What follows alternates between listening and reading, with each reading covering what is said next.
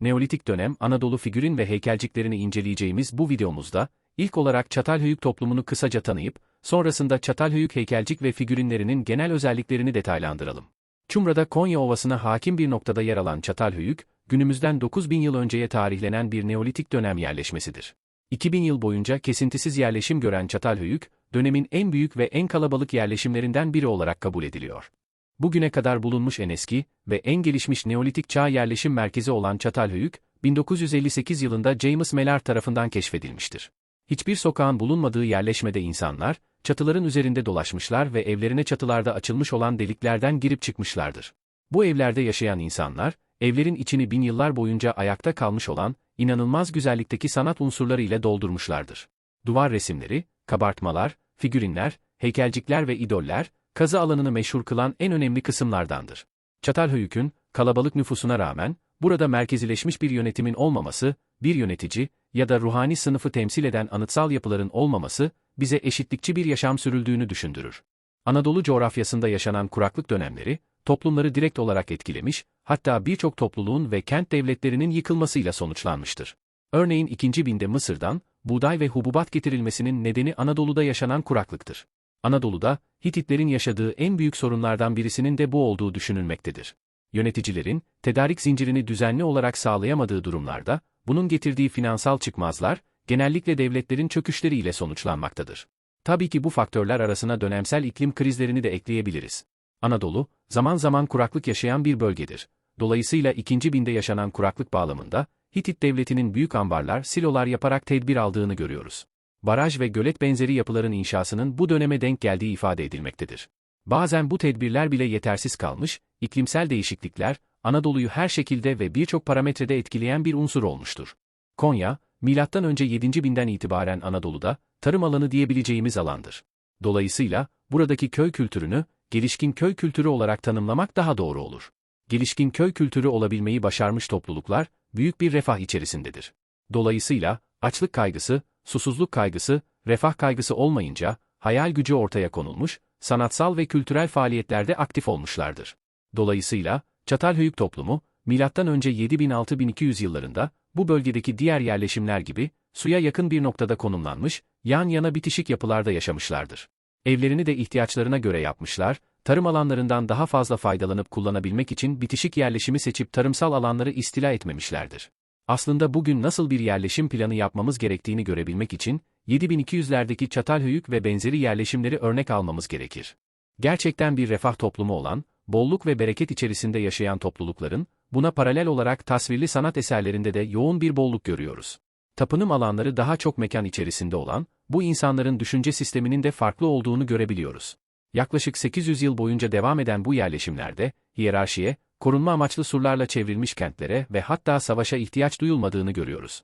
Bu kadar bolluk ve refah içerisinde yaşayan topluluklar, birbirleriyle savaş içerisine bile girmemişlerdir. Rekabetin olduğu, üretimde inanılmaz bir potansiyelin elde edildiği bu topluluklarda, hiçbir şekilde savaş durumunun yaşanmamış olması, günümüz penceresinden bakıldığında ibret alınması gereken bir fotoğraf olarak karşımızda durmaktadır. Şimdi önemli bazı heykelcik ve figürinleri detaylandıralım. Figürlere baktığımızda çeşitli hayvan ve insan tasvirleri olmakla beraber yoğun olarak kadın tasvirleri görülmektedir. Kadın figürlerinin çok olmasından Çatalhöyük toplumunun barışçıl ve refah içerisinde bir toplum olduğu sonucuna varabiliriz.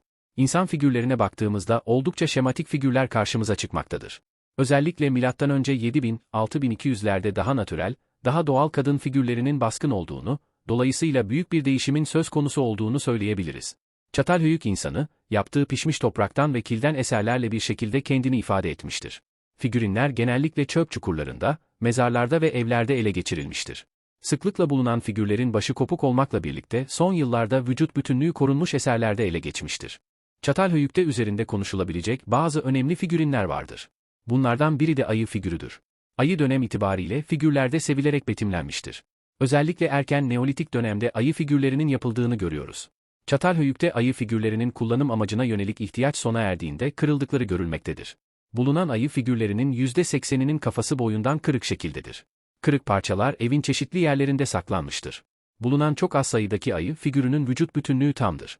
Çatalhöyük'te çok sayıda kadın figürüyle karşılaşıyoruz. Kadın figürleri incelendiğinde, genellikle oturur pozisyonda olanların, dizleri karnına doğru çekik, göğüsleri bazen açıkta, bazen elleriyle kapatılmış, bazen de elleri göğüslerinin altında, cinsel bölgesi genellikle çizilerek gösterilmiş, yani kadının doğurganlığı, üretkenliği, dolayısıyla bereket faktörü ön plana çıkartılmış, ayakları yuvarlak, elleri parmakları çizilerek gösterilmiş şekilde betimlenmektedir.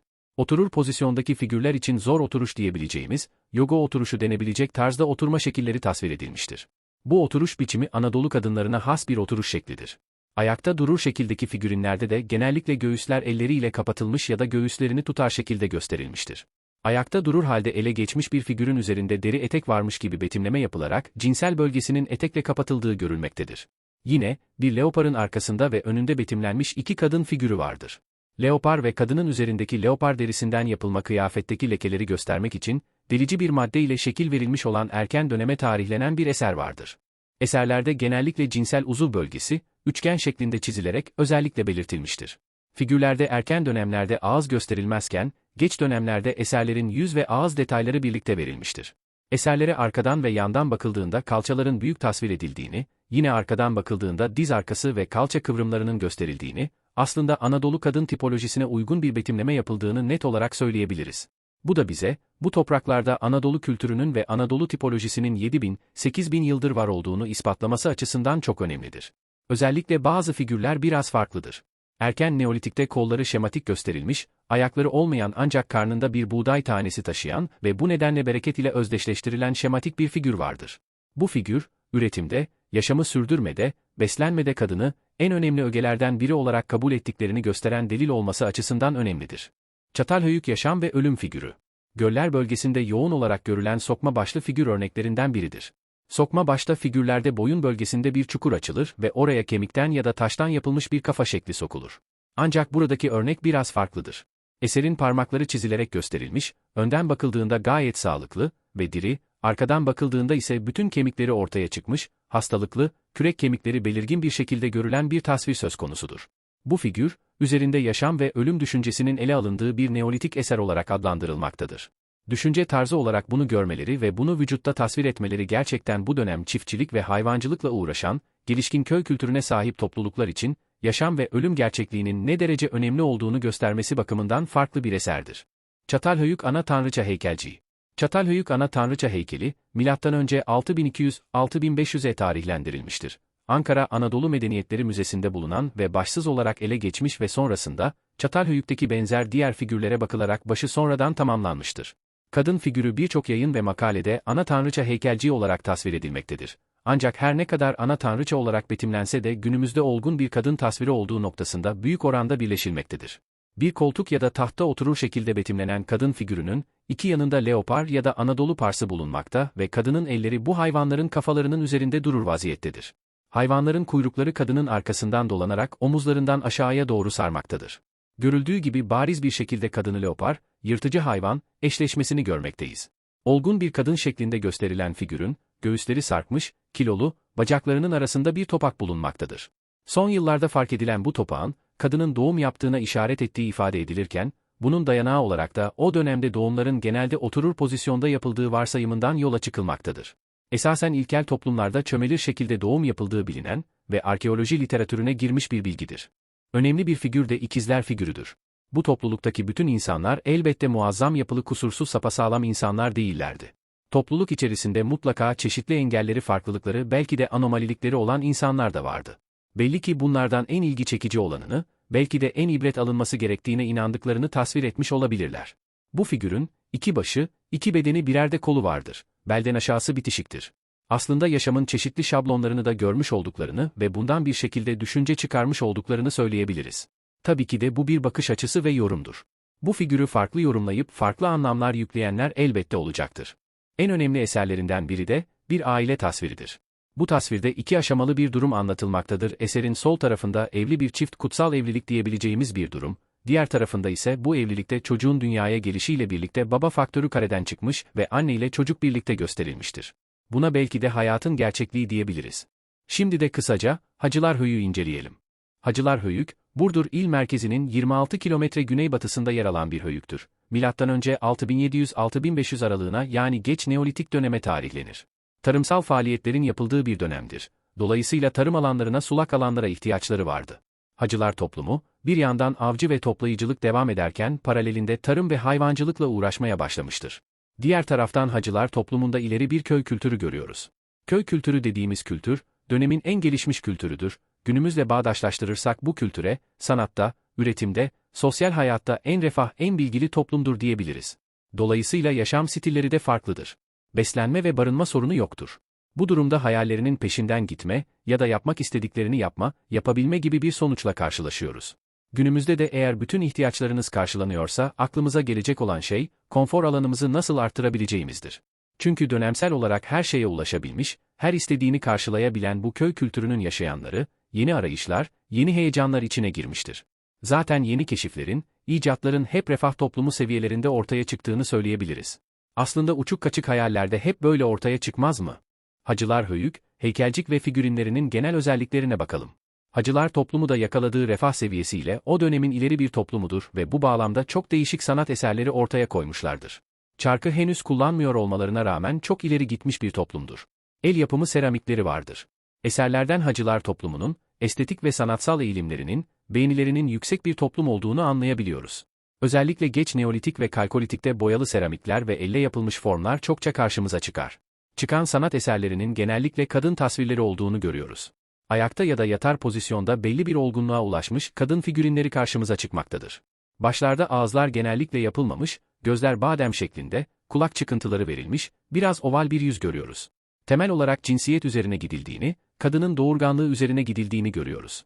Göğüsleri, göbeği ve göbekten bazen görülmeyen bazen de net olarak üçgen biçimde gösterilmiş, cinsel uzuv bölgesi belirgin şekilde gösterilmektedir.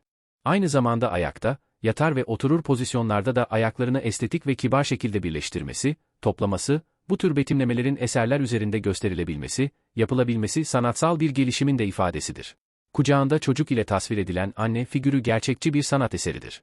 Eserde çocuk annesinin boynuna sarılmış, annesi de onu koluyla kavramış pozisyondadır. Günümüzde dahi bebeği kucağında bir annenin ve çocuğun pozisyonu bu şekilde olmaktadır. Bu eser kucaklama sahnesi bakımından en erken eserdir. Bir diğer eserde, Çatalhöyük'te karşımıza çıkmış olan kutsal birleşim, kadın ile erkeğin cinsel birleşimi figürleri burada da görülmüştür. Kırık bir figürdür. Erkek ve kadın cinsel temas halinde gösterilmiş, kadının yüzü belirgin, iri badem gözler, oval yüz ve ince boynuyla genç bir kadın olduğu belirgindir. Erkeğin ise sadece bacak kısmı korunabilmiştir. Bir diğer figürde, yüzüstü yatar durumda, ayaklarını karnına doğru çekmiş, dirseklerini dayamış bir kadın figürüdür. Bazı kaynaklarda doğum yapar pozisyonda olduğu da söylenen bir figürdür. Ayrıca yine üç ayaklı taburede oturur halde, kucağında bir yavru leopar bulunan bir figürde ele geçmiştir. Eserler genellikle kilden yapılmışsa da az sayıda taştan ve kemikten yapılmış örnekler de vardır. Bu bölge göller bölgesi olduğu için kalka adı verilen, tatlı su yumuşakçalarının kabuklarından yapılmış idoller de karşımıza çıkmaktadır. Bu idollerin bazılarının ortalarında delikler vardır. O nedenle bu örnekler amulet yani nuska ya da dini sembol olarak da kullanılmış olabilir. Geç Neolitik'in hacılarına ait bu eserlerden biri de Ege'ye kadar uzanan sokma başlı figürünlerdir. Sokma başlı figürlerin ilk olarak başı ayrı yapılır, daha sonra gövdenin boyun kısmında açılan çukura ahşaptan yapılan boyun sokulur ve son olarak da üzerine baş geçirilir. Bazen de boyun ve baş birlikte yapılarak, tek parça olarak sokulur. Genellikle ahşap ve kilden yapılır. Kolları genellikle küt ve dirseklerini kırmış şekilde gösterilir. Elleri çizilerek gösterilmiş, arkada da kalça çıkık durumdadır. Göbeği dışarı doğru sarkmış, geniş baldırları vardır. Bu figürünler kronolojik olarak belirleyicidir. Bu figürünlerden bulduğumuzda rahatlıkla geç Neolitik olarak tarihleyebiliriz. Kısaca Höyücek höyüğe de bir göz atalım.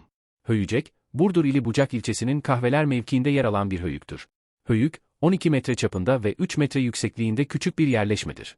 Maalesef günümüzde tarım ve yapılaşma nedeniyle tahrip olmuş durumdadır. Hatta tarım amacıyla bazı kesimleri düzleştirilmiş durumdadır.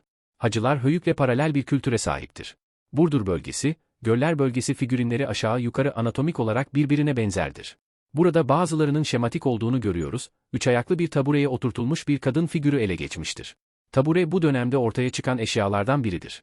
Göller bölgesi özelliği olarak, figürlerin ayakları genelde küt olur, bu eserde kadın figürü, hafif yana doğru dönmüş bir oturuş ile gösterilmiştir. Bu eserde ise çizgi bezemeli bir figürün cinsel bölgesi üçgen olarak çizilerek gösterilmiştir. Göğüs üzerine ise noktalı ve transparan bir örtü çizimi yapılmıştır. Yatar pozisyondaki kadın figürünün ise üzerinde bebek ya da kertenkele benzeri bir hayvan işlenmiştir. Kucağında bir canlı taşımaktadır. Sokma başlı figürinler, yoğun olarak göller bölgesi coğrafyasında görülmekle birlikte Ulucakhöyük ve Çatalhöyük'te de görüyoruz. Bunlara torba biçiminde figürlerde denir. Bulundukları coğrafya Ege bölgesine kadar gider, Konya bölgesinde de görülür. Bazılarında nokta bezemeler de vardır. Son olarak Ulucakhöyük ve ardından diğer figürün örnekleri ve bulunduğu yerlere bakıp videoyu sonlandıracağız. Ulucakhöyük, İzmir yakınlarında, Ankara yolu üzerinde, Kemalpaşa'nın 7 kilometre kuzeybatısındaki Ulucak köyünde bulunan bir arkeolojik yerleşimdir. İzmir sınırları içinde bilinen ilk çiftçi köy yerleşimidir. Yürütülen kazılar İzmir ve çevresi, Ege ve Güneydoğu Avrupa kültür tarihinin anlaşılması açısından önem taşımaktadır. Höyük'teki kültür tabakaları özellikle tarih öncesi dönemlere ait yöre tarihi ile ilgili bilinmeyen birçok noktayı açığa çıkarmıştır. Ele geçen önemli eserlere bakalım. Üçlü heykel grubu, kadın ve erkek figürler, birlikte bir mekanın boyalı duvarının önündeki, çömleğin içinde bulunan taş aletlerin, en üstünde durur bir şekilde ele geçmiştir. Doğal görüntüde çıplak olarak verilmiştir. Kadın ve hemen yanında bir erkek figürün ele geçmiştir. Geç Neolitik'e aittir. Erkek figürünün saçları uzun ve ikiye ayrılarak boynundan göğüs hizasına kadar sarkıtılmış, belinde bir kuşak var ve cinsel uzvu açıktadır. Kadın figür ise baldırlı ve karınlı olarak gösterilmiş, cinsel uzvu çizilerek belirtilmiştir. Boyalı bir duvarın önünde, taş aletlerle dolu bir çömleğin üzerine bilinçli bir şekilde yerleştirilmiş olarak bulunmuştur. Adak, koruma ya da şükür amaçlı konulmuş olabilir. Başları kırık oturur pozisyonda örnekler de vardır. Bir tekstile sarılmış olarak bulunmuş bir örnek vardır. Tekstil örneklerine çok az rastlıyoruz. Bunlar daha çok kemiklerin, madenlerin ya da taşların üzerinde, onların kimyasal etkisine maruz kalmış değişime uğramış olarak karşımıza çıkar. En erken tekstil örnekleri Kortiktepe'de karşımıza çıkar. Dünyanın en erken rastlanan örneklerinden biri Kortiktepe örnekleridir. Keramik Neolitik A dönemine tarihlendirilir. Boyalı kemikler üzerinde tekstil baskılarına da rastlanılır. Ulucak'taki bu eser Neolitik dönem Anadolu'sunun tekstil yapım özelliklerinin ve tekstil örneklerinin anlaşılması, anlatılması açısından önemlidir. Eseri idol olarak yorumlayanlar da vardır. Bir idolün üst kısmıdır. İdolün önemli özelliği üzerindeki kumaş kalıntılardır. Olasılıkla bir beze ya da yemeniye sarılmış, kalıntıların kimyası değişmiş durumdadır. Eserle ilgili iki olasılık söz konusudur. Ya tören esnasında veya tören sonrasında üzeri kumaş ile giydiriliyordu ya da kullanılmadığı zamanlarda da kumaşa sarılarak korunuyordu. Anadolu'daki dokumacılık tarihi açısından önemli veriler sağlamaktadır. Üretime bağlı olarak değişen şekiller, şematizelik zihniyetin değiştiğini gösterir. Ulucakhöyük, geç Kalkolitik erken Tunç çağına tarihlenen bu şematik figürün, geç Roma açmasından bulunmuştur. Sokma başlı figürinler, yoğun olarak göller bölgesi coğrafyasında görülmekle birlikte, Ulucakhöyük ve Çatalhöyük'te de karşımıza çıkmaktadır. Bunlara torba biçiminde figürlerde denir. Bulundukları coğrafya Ege bölgesine kadar gider, Konya bölgesinde de görülür. Bazılarında nokta bezemeler de vardır. Anadolu coğrafyasında ele geçmiş, diğer heykelcik ve figürinler. Bu figür Bademacı Höyük'ten ele geçen en güzel figürinlerinden biridir. Bacaklarını yan yana birleştirmiş, 3'te 2 oranında dönmüş şekilde hareketliliği vardır. Eserde sokma baş tekniği kullanılmıştır. Geç Neolitik döneme ait kadın figürleri çokça karşımıza çıkar. Bademacı'nda tarımsal hayata geçiş, gelişmiş bir köy kültürü vardır.